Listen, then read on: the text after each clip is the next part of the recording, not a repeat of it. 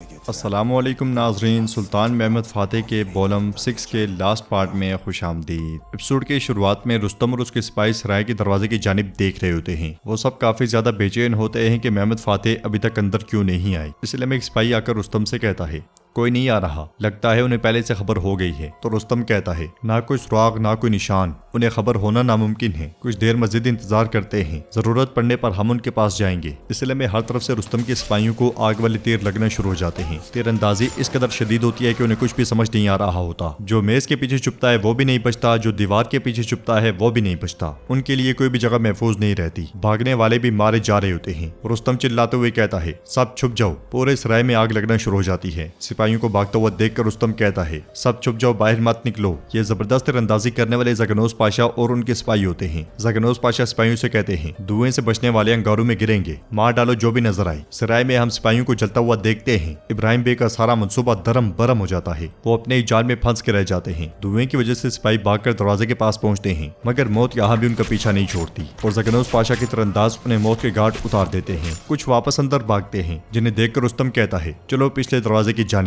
یہ کہتے ساتھ وہ آگے بڑھ جاتے ہیں۔ باہر محمد فاتح شدید غصے میں سرائے کی جانب دیکھ رہے ہوتے ہیں۔ ڈری سہمی گلشا بھی ان کے پاس کھڑی ہوتی ہے۔ اس کے ساتھ ہی زگنوس پاشا رستم کو لا کر محمد فاتح کے سامنے پھینک دیتے ہیں۔ گلشا کو دیکھ کر رستم چلاتے ہوئے کہتا ہے ہمارے ساتھ تم نے ایسا کیوں کیا گلشا؟ تو گلشا کہتی ہے تمہارے سامنے اب کرمان اوغلو ابراہیم بے کی بیٹی نہیں ہے، بلکہ شہزادے محمد کی بیوی گلشا ہے۔ محمد فاتح زگنوس پاشا سے کہتے ہیں زگنوس پاشا اس کا سر کاٹ دو اور ابراہیم بے کو بیچ دو تاکہ اسے اپنا انجام نظر آئے۔ یہ سنتے ساتھ ہی سپاہی رستم کو لے کر چلے جاتے ہیں۔ ناظرین اس کے بعد ہم دیکھتے ہیں قسطنطنیہ میں ایک شخص نوترس کو سونا دیتا ہے تو نوترس کہتا ہے وینس کے تاجر لوکا کو میرا سلام کہنا، اسے کہہ دو قرض مانگنے میں جلدی نہ کرے۔ تو وہ شخص کہتا ہے لیکن جناب تاریخ پہلے ہی گزر چکی ہے۔ جواب نوترس کہتا ہے اگر اس نے وقت پر ادائیگی کی ہوتی تو ہماری حالت بھی اس جیسی ہوتی، لیکن اب میں اس کا مالک بنوں گا۔ وہ شخص پوچھتا ہے آپ کے سونے کے نقصان کا کیا ہوگا؟ تو نوترس کہتا ہے سونا تو کمزور لوگوں کو استعمال کرنے کے لیے ہوتا ہے، وہ لوگ جو سوچتے ہیں کہ وہ دنیا پر حکمرانی کرتے ہیں۔ لوکا کو سلام کہنا، کوئی خبر ملے تو مجھے مطلع کرنا، اب تم جا سکتے ہو۔ یہ سنتے ساتھ ہی وہ شخص چلا جاتا ہے۔ نوترس سونا صندوق میں رکھ رہا ہوتا ہے کہ شہنشاہ وہاں پہ آ جاتا ہے اور غصے میں نوترس کو دیکھتے ہوئے کہتا ہے میری ماں کے ساتھ مل کر جو منصوبے تم نے بنائے کیا وہ سب اسی سونے کے ذریعے تھے؟ تو نوترس کہتا ہے نہیں، میں نے ایسا کیا کیونکہ میں صرف بازنطین کے مستقبل کے بارے میں سوچتا ہوں۔ شہنشاہ کہتا ہے تم صرف بازنطینی سلطنت کے مستقبل کے بارے میں سوچتے ہو؟ ہاں،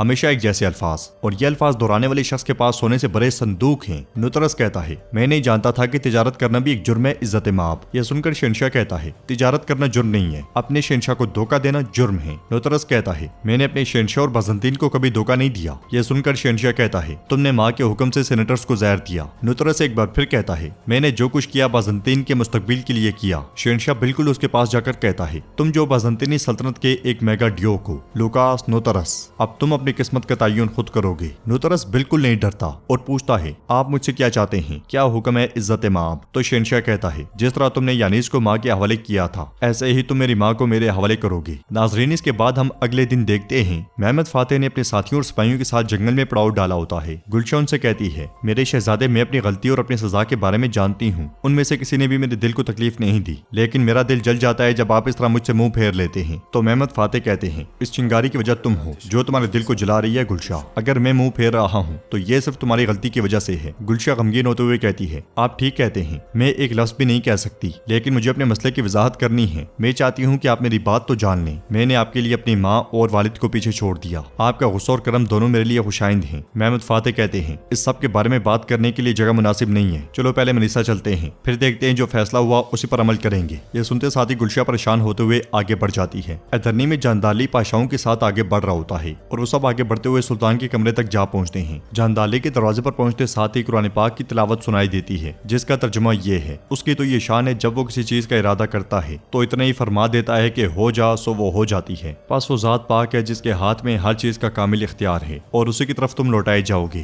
ناظرین جب جاندالی آگے بڑھتا ہے تو ہم دیکھتے ہیں کہ اسحاق پاشا سلطان کے بستر کے پاس بہت غمگین بیٹھا ہوتا ہے اور سلطان کو پوری طرح سے ڈانپا گیا ہوتا ہے۔ تو ناظرین مطلب سلطان مراد انتقال فرما چکے ہیں۔ ایدرنی میں سلطان کا دوسرا دور بھی اختتام پذیر ہو چکا ہے۔ سلطان کے پاس موجود لوگ ہاتھ اٹھا کر دعا مانگ رہے ہوتے ہیں۔ دعا کے بعد جاندالی ٹوپی اتار کر رکھ دیتا ہے اور سلطان کے پاس بیٹھتے ہوئے کہتا ہے بے شک ہم اللہ کے ہیں اور اسی کی طرف لوٹ کر جانے والے ہیں۔ یہ کہتے ساتھ ہی وہ سلطان کے اوپر سے چادر ہٹاتا ہے تو انہیں دیکھ کر بہت غمگین ہو جاتا ہے۔ وہ سلطان کی آنکھیں بند کر دیتا ہے۔ اسحاق پاشا کی بھی آنکھیں نم ہو جاتی ہیں اور سلطان مراد کی آواز گونجتی ہے، میں مراد ہوں، محمد چلیبی اور آمنہ سلطان کا بیٹا، سلطنت عثمانیہ کے سنہری دور کا بادشاہ، غازی سلطان بادشاہ عالم پناہ، عظیم مراد۔ اور اس کے ساتھ ہی ہمیں بہادر سلطان مراد کی جنگیں دکھائی جاتی ہیں جب وہ بڑے بڑے کفار کے لشکر کے سامنے بالکل بے خوف کھڑے تھے۔ ان کی آواز گونجتی ہے، میں نے کئی غداروں کی بغاوتوں کا سامنا کیا، میں نے اپنے ایسے ساتھیوں کو دیکھا جن کی نیت خالص تھی، میرے جنگجو، میرے بہادر شیر۔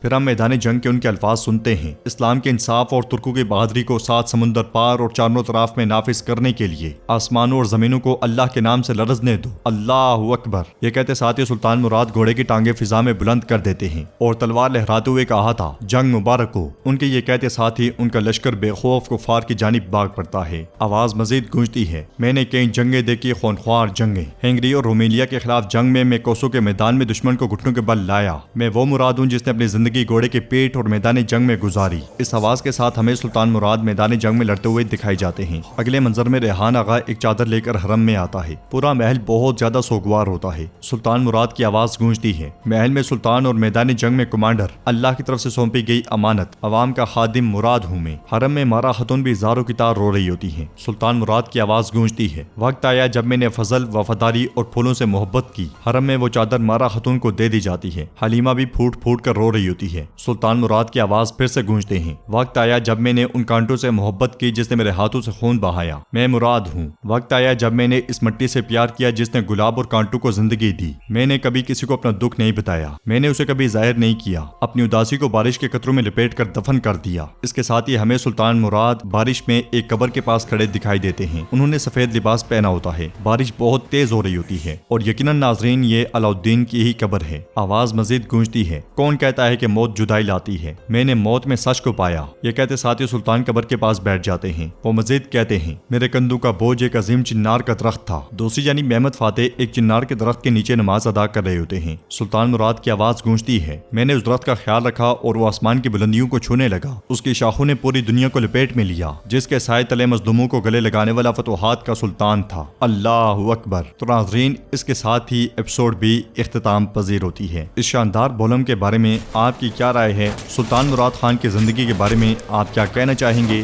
ہمیں کمنٹ باکس میں لازمی بتائیے گا۔ اگر آپ کو یہ ویڈیو پسند آئی تو ویڈیو کو لائک کریں، چینل کو سبسکرائب کریں اور بیل آئیکن پر لازمی سے کلک کر دیں۔ انشاءاللہ ملتے ہیں نیکسٹ ویڈیو میں، تب تک کے لیے رکھیں اپنا اور اپنوں کا بہت زیادہ خیال۔ اللہ نگہبان۔